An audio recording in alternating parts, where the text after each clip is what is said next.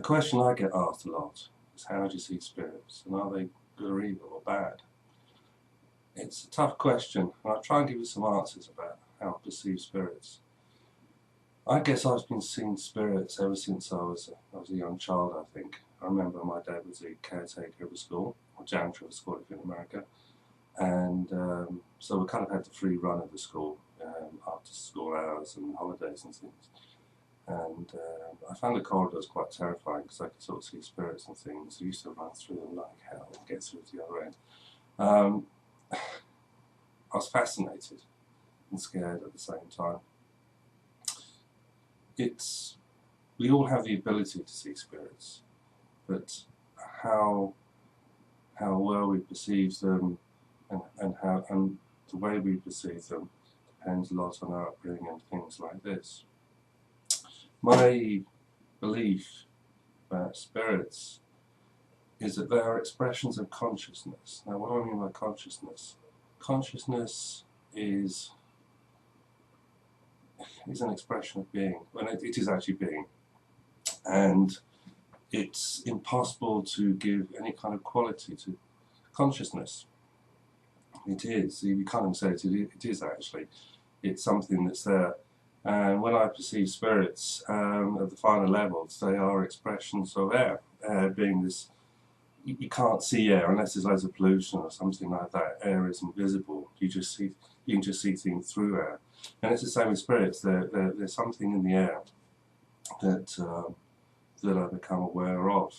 And there's a communication. It's more like a communion actually, rather than a communication. So there isn't this kind of thing you get in the horror films or something like that, where this sort of entity or thing, apparition appears and things happen or things move.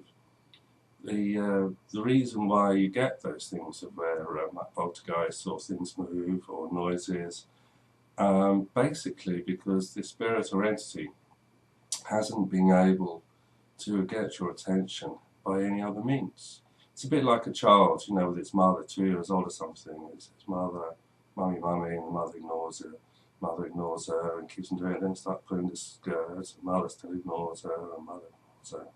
And eventually the kids start screaming or shouting and tantrums until the mother finally says, "Yes, darling, what do you want?" Spirits are just exactly the same. You know, it's deeply frustrating when you're trying to talk to someone who ignores you. And that's basically what we've done. And part of the reason why we ignore them is because we're looking for them in the wrong place.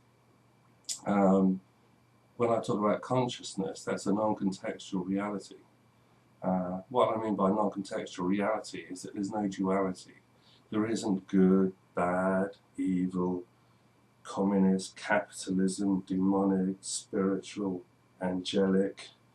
All these kind of labels that sort of define things as better or worse than, higher, lower. They're all contextual labels that hold you in a place where that spirit or entity is defined by your spiritual or religious beliefs. And in non-contextual reality, they exist.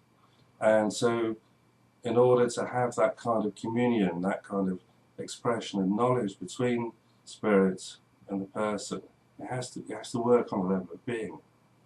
And the problem is, of course, is that most of us don't act from that level of being.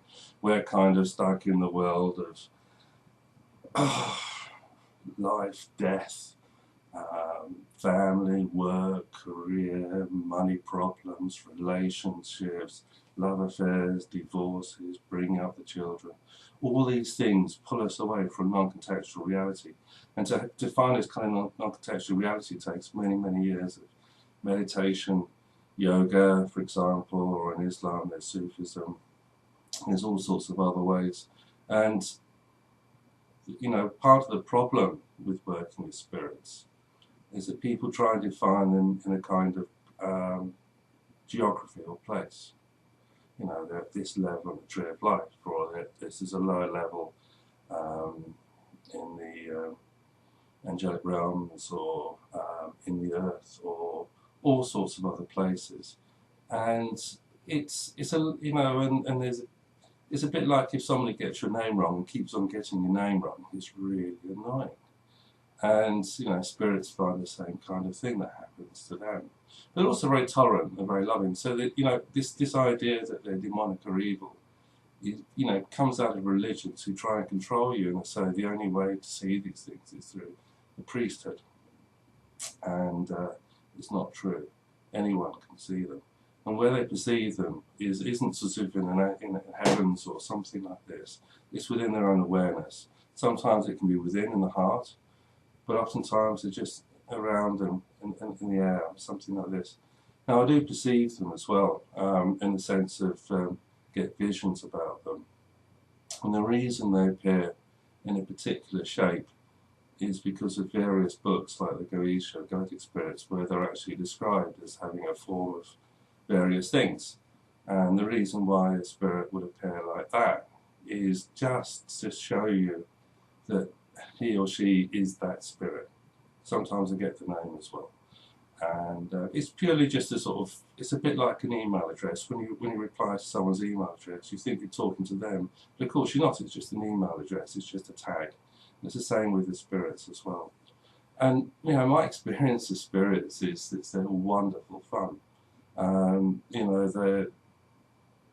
they want to help us, we ignore them. Sometimes we want to help them, but we're looking for them in the wrong place. You know, and back to the email analogy, if you get just one letter wrong in an email address, it doesn't get there. It's just lost in ether, disappeared. So, you know, many people have problems with spirits, and, you know, I mean, because you're living a life where, you know, life just takes over, you don't have time for these things, and you have any kind of problem.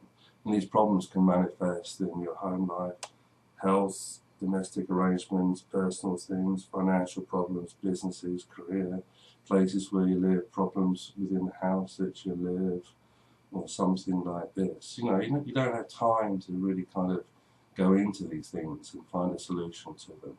So the job that I have in many times is to talk about these things and help people, and also there's things that can be done to talk to these spirits and release them and allow them to go on their way. Maybe they wanted a message given to you, or there's some other thing that needs to be done in the house to change things. So it's you don't have to be frightened of them, but they are a problem, and the problem is a lot to do with the way we see them. So if you really want help on these things, give me a call, or you can contact me from the website or email, and I'll see what I can do for you.